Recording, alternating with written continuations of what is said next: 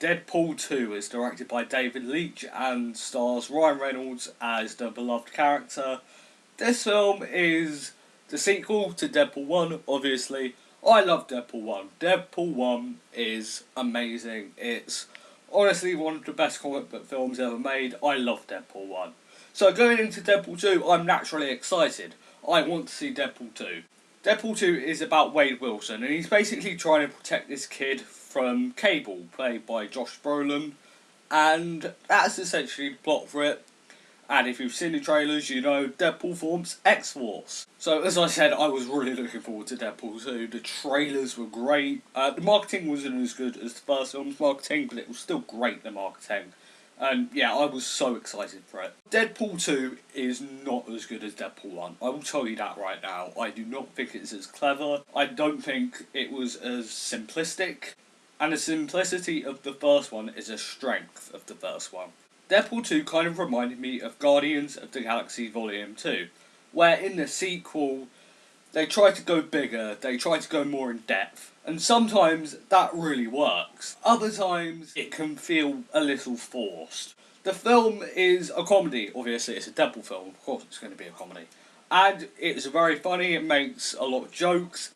The majority of the jokes do land, but there is a fair share of jokes that don't land. As I said, this film is directed by David Leitch, co-director of John Wick and sole director of Atomic Blonde. John Wick is a very, very good film. It's a very stylistic film.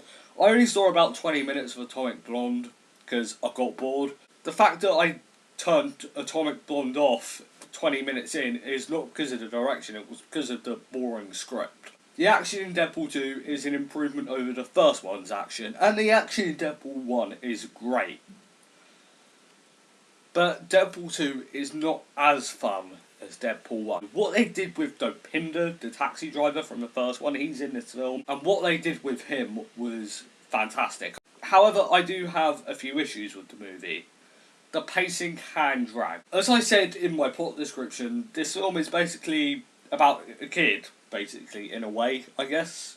That didn't really make sense what I just said. But there's a kid in the film and he's a major supporting character, and he got annoying. He did. I didn't really like his character, I didn't find him funny. And X-Force. Okay, I'm not going to take any risks here. I don't want to spoil anything, so what I'm going to do is, after I give my grade, I'm going to say my issue with X-Force, because it's a spoiler. So, yeah. Guys, in the end, Deadpool 2 is not as good as Deadpool 1. I didn't expect it to be as good as Deadpool 1, but it's still enjoyable, it's still fun. I recommend you see it. I'm going to give Deadpool 2 a B. Okay, so X-Force. Spoiler warning. I don't think it's a major spoiler, but you may consider it a spoiler, so I'm not taking any risks here. Okay, so X-Force. I was really looking forward to seeing what they did with X-Force. You know in the trailer when they're doing the auditions for X-Force, and then later on you see them about to jump out that plane? That's pretty much all we get from X-Force.